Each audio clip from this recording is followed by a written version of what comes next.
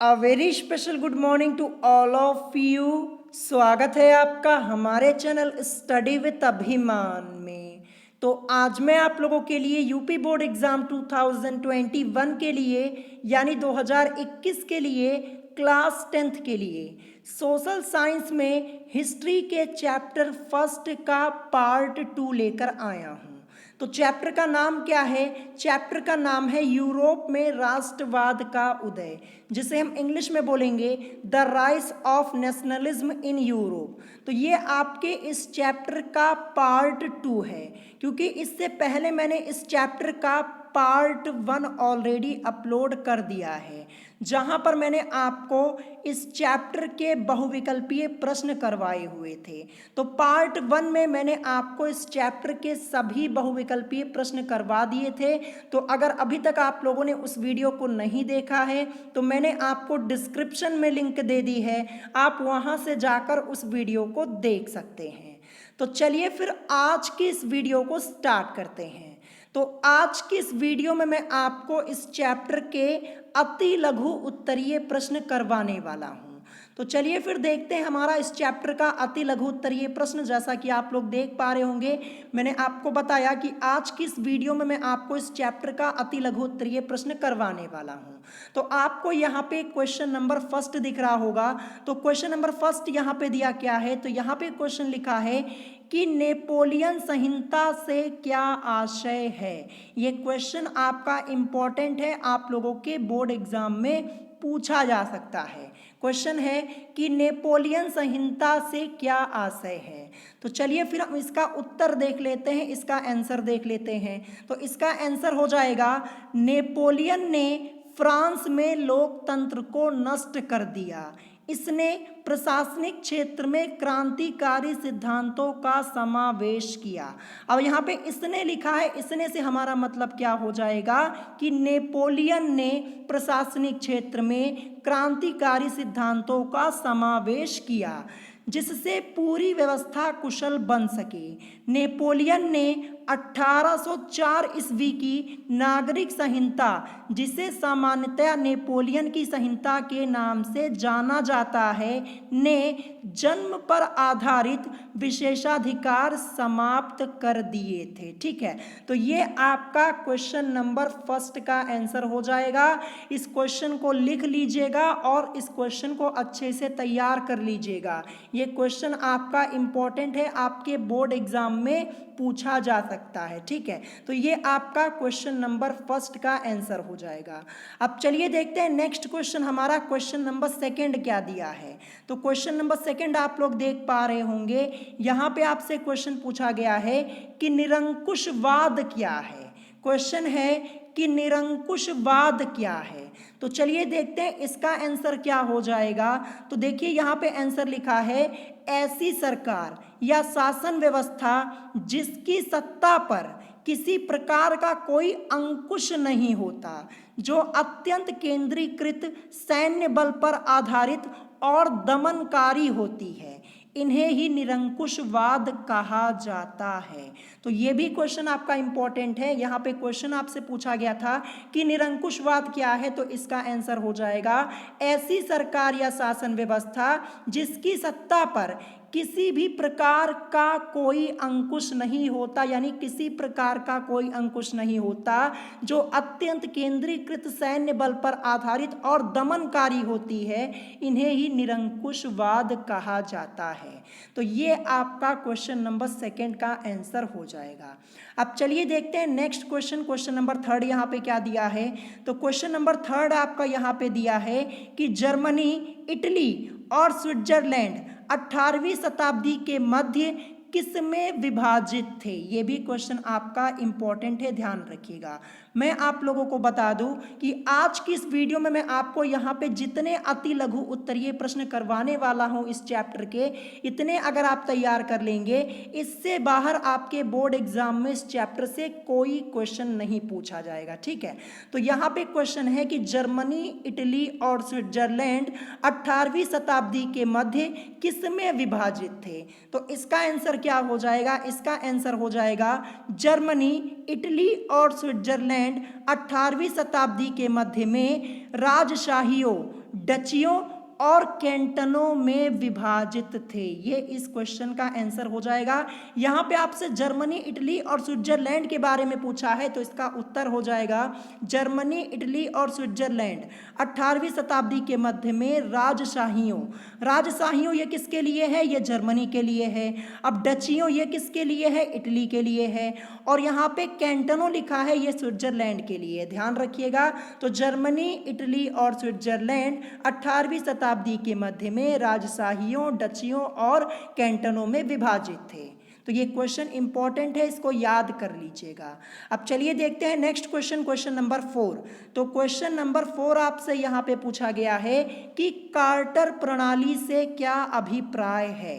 Question क्या है कि कार्टर प्रणाली से क्या अभिप्राय है। तो चलिए इसका उत्तर देखते हैं। तो इसका उत्तर क्या हो जाएगा? यह प्रणाली विभिन्न राष्ट्रों के बीच होने वाला एक समझौता था। इसका मुख्य उद्देश्य पारस्परिक आर्थिक हितों की रक्षा करना एवं उन्हें प्रोत्साहन देना था। तो ये इस क्वेश्चन का करेक्ट आंसर हो जाएगा। कार्टर प्रणाली से क्या अभिप्राय है? तो यह प्रणाली विभिन्न राष्ट्रों के बीच होने वाला एक समझौता था। इसका मुख्य उद्देश्य पारस्परिक आर्थिक हितों की रक्षा करना एवं उन्हें प्रोत्साहन देना था। तो ये क्वेश्चन नंबर 4 का आपका आंसर हो जाएगा। अब चलिए देखते हैं नेक्स्ट क्वेश्चन, हमारा क्वेश्चन नंबर 5। क्वेश्चन नंबर 5, ये क्वेश्चन आपका इंपॉर्टेंट है। क्वेश्चन नंबर 5 आपसे यहाँ पे पूछा गया है कि रूमानी या स्वच्छंदतावाद क्या था। क्वेश्चन है कि रूमानी या स्वच्छंदतावाद क्या था। तो इसका आंसर क्या हो जाएगा? रूमानीवाद एक ऐसा सांस्कृतिक आंदोलन था जो एक अलग तरह की भावना का विकास करना चाहता था। तो इसका आंसर क्या हो जाएगा? रूमानीवाद या स्वच्छंदतावाद एक ऐसा सांस्कृतिक आंदोलन था जो एक अलग तरह की भावना का विकास करना चाहता था। तो ये आपका क्वेश्चन नंबर 5 का आंसर हो गया। अब चलिए देखते हैं नेक्स्ट क्वेश्चन, क्वेश्चन नंबर 6। तो क्वेश्चन नंबर 6, ये क्वेश्चन आपका मोस्ट इंपॉर्टेंट है क्योंकि ये क्वेश्चन आपके बोर्ड एग्जाम में यानी 2015 के यूपी बोर्ड एग्जाम में ऑलरेडी एक बार पूछा जा चुका है, तो दोबारा भी आप लोगों से पूछा जा सकता है। तो क्वेश्चन क्या है कि 1871 ईस्वी में जर्मनी का सम्राट किसे घोषित किया गया। तो इसका उत्तर क्या हो जाएगा? इसका उत्तर हो जाएगा प्रशा के शासक विलियम प्रथम को जर्मनी का सम्राट घोषित किया गया। यहाँ पे क्वेश्चन पूछा था कि 1871 ईस्वी में जर्मनी का सम्राट किसे घोषित किया गया, तो फिर आप इसका आंसर ऐसे भी बोल सकते हैं कि प्रशा के शासक विलियम प्रथम को 1871 ईस्वी में जर्मनी का सम्राट घोषित किया गया। तो ये इस क्वेश्चन का आपका आंसर हो जाएगा। क्वेश्चन इंपॉर्टेंट है, एक बार आपके बोर्ड एग्जाम में पहले भी पूछा जा चुका है। अब चलिए देखते हैं नेक्स्ट क्वेश्चन, क्वेश्चन नंबर 7। तो क्वेश्चन नंबर 7 आपसे यहाँ पे पूछा गया है कि मेनर क्या था। क्वेश्चन है कि मेनर क्या था। तो चलिए इसका उत्तर देखते हैं, इसका आंसर देखते हैं। तो यहाँ पे लिखा है आंसर कि भूमि का वह टुकड़ा जो सामंती व्यवस्था में भूस्वामियों के अधीन होता था तथा जिस पर सामंतों के घर, किले और खेत के अतिरिक्त भूमिहीन किसान भी रहा करते थे, मेनर कहलाता था। ये क्वेश्चन है आपका मोस्ट इंपॉर्टेंट। मैं आप लोगों को बता दूं कि जितने क्वेश्चन आज मैं आपको यहाँ पे करवा रहा हूँ इन सबको लिख लीजिएगा, इनके नोट्स बना लीजिएगा और इनको अच्छे से प्रिपेयर भी कर लीजिएगा। तो क्वेश्चन नंबर 7 आपसे पूछा था कि मेनर क्या था, तो इसका आंसर हो जाएगा भूमि का वह टुकड़ा जो सामंती व्यवस्था में भूस्वामियों के अधीन होता था तथा जिस पर सामंतों के घर, किले और खेत के अतिरिक्त भूमिहीन किसान भी रहा करते थे, मेनर कहलाता था। ठीक है, ये आपका इस क्वेश्चन का आंसर हो जाएगा। अब चलिए देखते हैं नेक्स्ट क्वेश्चन, क्वेश्चन नंबर 8। तो क्वेश्चन नंबर 8 ये भी आपका इंपॉर्टेंट है। क्वेश्चन है कि 1832 ईस्वी की संधि का नाम बताइए जिसने यूनान को एक स्वतंत्र राष्ट्र की मान्यता दी। और ये क्वेश्चन आपका यूपी बोर्ड एग्जाम 2016 यानी 2016 के बोर्ड एग्जाम में ये क्वेश्चन पहले आपसे पूछा जा चुका है। क्वेश्चन है कि 18 1832 ईस्वी की संधि का नाम बताइए जिसने यूनान को एक स्वतंत्र राष्ट्र की मान्यता दी। तो इस क्वेश्चन का करेक्ट आंसर क्या हो जाएगा? तो आपका यहाँ पे आंसर हो जाएगा 1832 ईस्वी की कुस्तुनतुनिया की संधि ने यूनान को एक स्वतंत्र राष्ट्र की मान्यता दी। तो 1832 ईस्वी की कुस्तुनतुनिया की संधि ने यूनान को एक स्वतंत्र राष्ट्र की मान्यता दी। तो इस क्वेश्चन को जरूर याद कर लीजिएगा, मोस्ट इंपॉर्टेंट है। अब चलिए देखते हैं नेक्स्ट क्वेश्चन, क्वेश्चन नंबर 9। तो क्वेश्चन नंबर 9 आपसे यहाँ पे पूछा है कि जाल्वे राइन का अर्थ बताइए, यह क्यों स्थापित किया गया, ये भी आपको यहाँ पे बताना है। क्वेश्चन है कि जाल्वे राइन का अर्थ बताइए, यह क्यों स्थापित किया गया। तो इसका उत्तर क्या हो जाएगा कि जाल्वे राइन एक शुल्क संघ था। जाल्वे राइन एक शुल्क संघ था। इसकी स्थापना 1834 ईस्वी में प्रशा की पहल पर हुई थी। तो ये आपको जरूर याद रखना है कि जाल्वे राइन की स्थापना कब हुई थी। तो इसकी स्थापना 1834 ईस्वी में प्रशा की पहल पर हुई थी। ये आपसे क्वेश्चन के रूप में पूछा जा सकता है बहुविकल्पीय में। मैंने आपको बहुविकल्पीय में ये क्वेश्चन कराया हुआ है, ठीक है। फिर इसके बाद यहाँ पे लिखा है कि इसका लक्ष्य जर्मन लोगों को आर्थिक रूप से एक राष्ट्र के रूप में बांधना था। इसका लक्ष्य क्या था? इसका लक्ष्य जर्मन लोगों को आर्थिक रूप से एक राष्ट्र के रूप में बांधना था। ये आपको ध्यान रखना है। तो ये क्वेश्चन इंपॉर्टेंट है, इसको याद जरूर कर लीजिएगा। अब चलिए देखते हैं नेक्स्ट क्वेश्चन, क्वेश्चन नंबर 10। तो क्वेश्चन नंबर 10 आपसे यहाँ पे पूछा गया है कि 1815 ईस्वी के बाद के वर्षों के दौरान यूरोप के क्रांतिकारियों का मुख्य उद्देश्य क्या था। और ये भी क्वेश्चन आपका यूपी बोर्ड एग्जाम 2016 यानी 2016 के बोर्ड एग्जाम में एक बार पूछा जा चुका है। तो दोबारा भी आप लोगों से पूछा जा सकता है। क्वेश्चन क्या है कि 1815 ईस्वी के बाद के वर्षों के दौरान यूरोप के क्रांतिकारियों का मुख्य उद्देश्य क्या था। तो इसका उत्तर क्या हो जाएगा? 1815 ईस्वी के बाद के वर्षों के दौरान यूरोप के क्रांतिकारियों का मुख्य उद्देश्य आवश्यक रूप से राष्ट्र राज्य का निर्माण करना था। तो 1815 ईस्वी के बाद के वर्षों के दौरान यूरोप के क्रांतिकारियों का मुख्य उद्देश्य आवश्यक रूप से राष्ट्र राज्य का निर्माण करना था। तो ये आपका क्वेश्चन नंबर 10 का आंसर हो जाएगा। अब चलिए देखते हैं नेक्स्ट क्वेश्चन, क्वेश्चन नंबर 11। तो क्वेश्चन नंबर 11 ये मोस्ट इंपॉर्टेंट है, ध्यान रखिएगा। क्वेश्चन आपसे पूछा गया है कि रक्त एवं लौह की नीति से क्या आशय है। आपको बताना है, यहाँ पे क्वेश्चन आपसे पूछा गया है कि रक्त एवं लौह की नीति से क्या आशय है।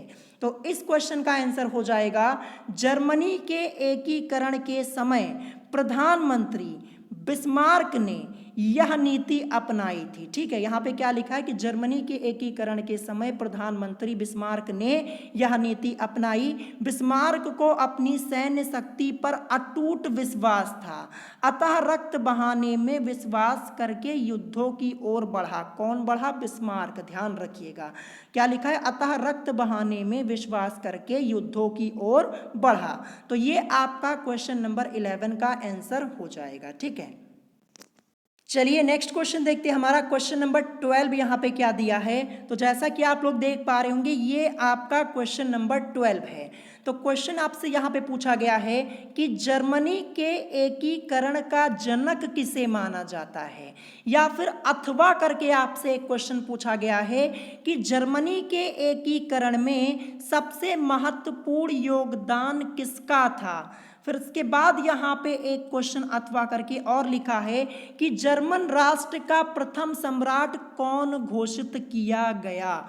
और ये क्वेश्चन आप लोगों का 2020 के बोर्ड एग्जाम में पूछा गया था, यानी इसी बार के बोर्ड एग्जाम में ये जो तीसरा वाला लिखा है अथवा करके, ये वाला पूछा गया था कि जर्मन राष्ट्र का प्रथम सम्राट कौन घोषित किया गया। तो चलिए देखते हैं इसका आंसर क्या हो जाएगा क्वेश्चन नंबर 12 का। तो यहाँ पे लिखा है कि जर्मनी एकीकरण में ऑटो वान बिस्मार्क का महत्वपूर्ण योगदान था। जर्मन का प्रथम सम्राट काइजर विलियम प्रथम था, ये आपको ध्यान रखना है। तो यहाँ पे क्वेश्चन एक लिखा हुआ है, अथवा करके देखिए कि जर्मन राष्ट्र का प्रथम सम्राट कौन घोषित किया गया।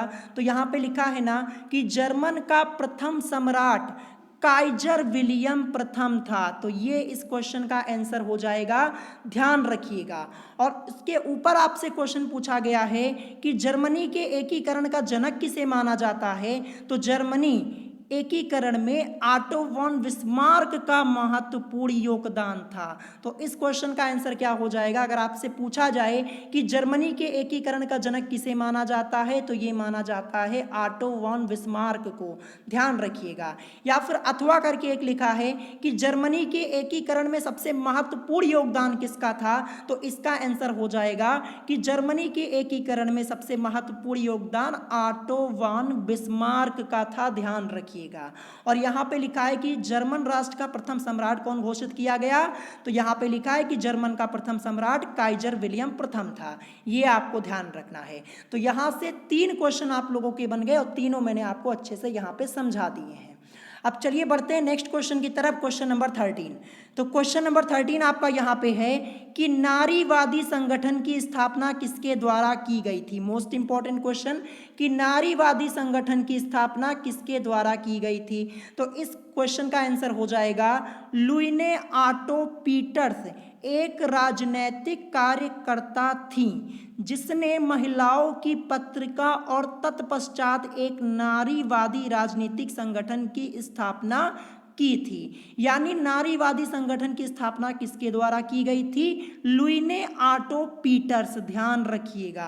तो ये इस क्वेश्चन का आपका आंसर हो जाएगा। क्वेश्चन इंपॉर्टेंट है, इसको लिख लीजिएगा और याद कर लीजिएगा। अब चलिए देखते हैं नेक्स्ट क्वेश्चन, क्वेश्चन नंबर 14। तो क्वेश्चन नंबर 14 आपसे यहाँ पे पूछा है कि 19वीं सदी के मध्य में इटली कितने राज्यों में विभाजित था। आपको बताना है कि 19वीं सदी के मध्य में इटली कितने राज्यों में विभाजित था। तो इसका उत्तर क्या हो जाएगा, 19वीं सदी के मध्य इटली 7 राज्यों में बटा था। इनमें केवल एक सार्डिनिया पीडमोंट में इतालवी राजघराने का शासन था, ये आपको ध्यान रखना है, ठीक है। तो इसका आंसर क्या हो जाएगा कि 19वीं सदी के मध्य इटली 7 राज्यों में बटा था। इनमें केवल एक सार्डिनिया पीडमोंट में इतालवी राजघराने का शासन था। तो ये आपका क्वेश्चन नंबर 14 का आंसर हो जाएगा। अब चलिए देखते हैं नेक्स्ट क्वेश्चन, क्वेश्चन नंबर 15। तो यहाँ पे आपसे क्वेश्चन पूछा गया है कि 19वीं शताब्दी के शुरुआती दौर में राष्ट्रीय एकता किस विचारधारा से जुड़ी हुई थी, ये आपको यहाँ पे बताना है। तो इसका उत्तर हो जाएगा कि 19वीं शताब्दी के शुरुआती दौर में राष्ट्रीय एकता उदारवाद विचारधारा से जुड़ी हुई थी। क्वेश्चन पूछा गया था कि 19वीं शताब्दी के शुरुआती दौर में राष्ट्रीय एकता किस विचारधारा से जुड़ी हुई थी। तो 19वीं शताब्दी के शुरुआती दौर में राष्ट्रीय एकता उदारवाद विचारधारा से जुड़ी हुई थी। तो ये इस क्वेश्चन का आपका आंसर हो जाएगा। अब चलिए देखते हैं नेक्स्ट क्वेश्चन, क्वेश्चन नंबर 16।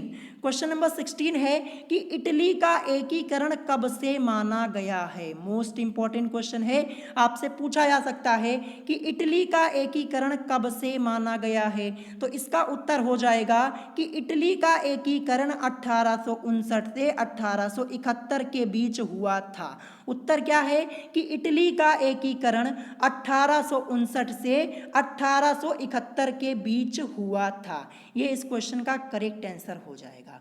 तो मैं आप लोगों को बता दूं कि आप लोगों के लिए सभी क्लासेस का टाइम टेबल ऑलरेडी अपलोड कर दिया गया है चैनल पर कि किस दिन आप लोगों की किस सब्जेक्ट की क्लासेस चलने वाली हैं, सारी चीज़ें आपको बता दी गई हैं।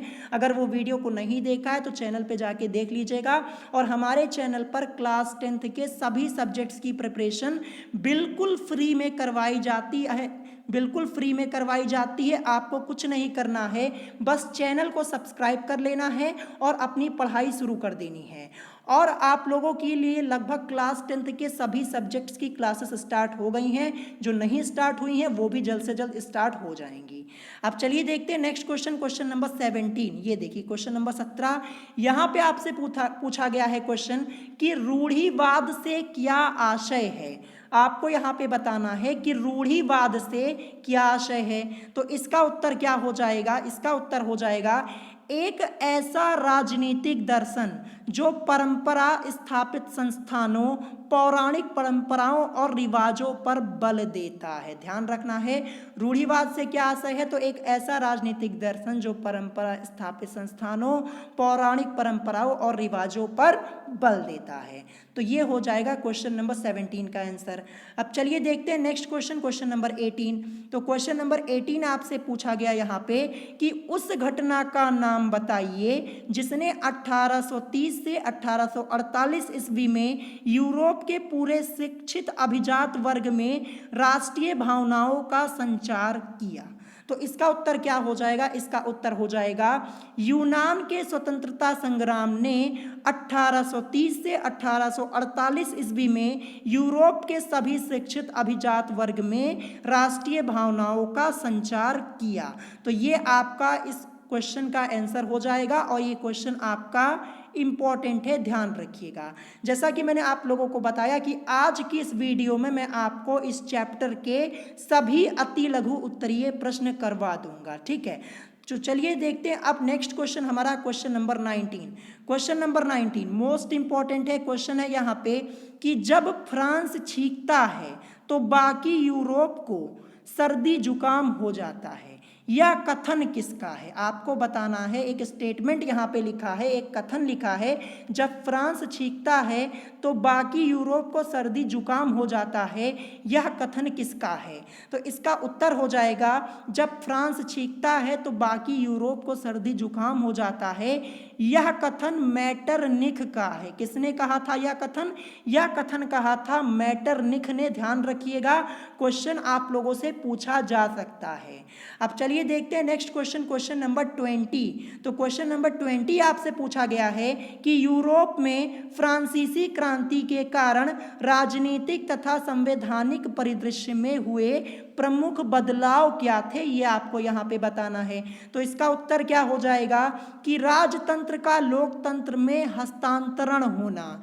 यूरोप में फ्रांसीसी क्रांति के कारण राजनीतिक तथा संवैधानिक परिदृश्य में हुए प्रमुख बदलाव थे। ध्यान रखिएगा कि राजतंत्र का लोकतंत्र में हस्तांतरण होना यूरोप में फ्रांसीसी क्रांति के कारण राजनीतिक तथा संवैधानिक परिदृश्य में हुए प्रमुख बदलाव थे। तो ये आपका इस क्वेश्चन का आंसर हो जाएगा।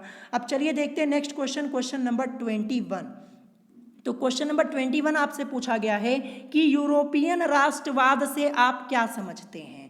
क्वेश्चन है कि यूरोपियन राष्ट्रवाद से आप क्या समझते हैं। तो इसका उत्तर क्या हो जाएगा, इसका उत्तर हो जाएगा राष्ट्रवाद लोगों के किसी समूह की उस आस्था का नाम है जिसके अंतर्गत वे स्वयं को साझा इतिहास, परंपरा, भाषा, जातीयता और संस्कृति के आधार पर एकजुट मानते हैं।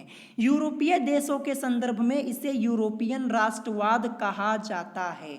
ये क्वेश्चन आपके इस बार के बोर्ड एग्जाम यानी 2021 के बोर्ड एग्जाम के पॉइंट ऑफ व्यू से मोस्ट इंपॉर्टेंट है, इसको जरूर याद कर लीजिएगा। तो यहाँ पे क्वेश्चन पूछा गया था कि यूरोपियन राष्ट्रवाद से आप क्या समझते हैं। तो राष्ट्रवाद लोगों के किसी समूह की उस आस्था का नाम है जिसके अंतर्गत वे स्वयं को साझा इतिहास, परंपरा, भाषा, जातीयता और संस्कृति के आधार पर एकजुट मानते हैं। यूरोपीय देशों के संदर्भ में इसे यूरोपियन राष्ट्रवाद कहा जाता है। तो ये इस क्वेश्चन का आंसर आपका हो जाएगा। अब चलिए इस चैप्टर का लास्ट क्वेश्चन देखते हैं जो कि आपका अति लघु उत्तरीय प्रश्न का है। इस चैप्टर में आपके अति लघु उत्तरीय प्रश्न में टोटल 22 क्वेश्चन दिए हुए हैं। आज की इस वीडियो में मैं आपको यहाँ पे अति लघु उत्तरीय प्रश्न खत्म करवा दूंगा। फिर कल मैं आपको इस चैप्टर के लघु उत्तरीय प्रश्न करवाऊंगा। क्या करवाऊंगा, लघु उत्तरीय प्रश्न कराऊंगा। फिर उसके बाद अगले टर्न पे आप लोगों को मैं इस चैप्टर का दीर्घ उत्तरीय प्रश्न करवा दूंगा और ये चैप्टर आप लोगों का हो जाएगा फिनिश। ध्यान रखिएगा। तो क्वेश्चन नंबर 22 क्या है, क्वेश्चन है कि बिस्मार्क कौन था, उसकी सबसे बड़ी उपलब्धि क्या थी। ये भी क्वेश्चन आपका इंपॉर्टेंट है। बिस्मार्क कौन था, उसकी सबसे बड़ी उपलब्धि क्या थी। तो इसका उत्तर हो जाएगा बिस्मार्क आधुनिक जर्मनी का निर्माता था। बिस्मार्क आधुनिक जर्मनी का निर्माता था जो बाद में जर्मनी का चांसलर बना। जर्मनी का एकीकरण करना उसकी सबसे बड़ी उपलब्धि थी।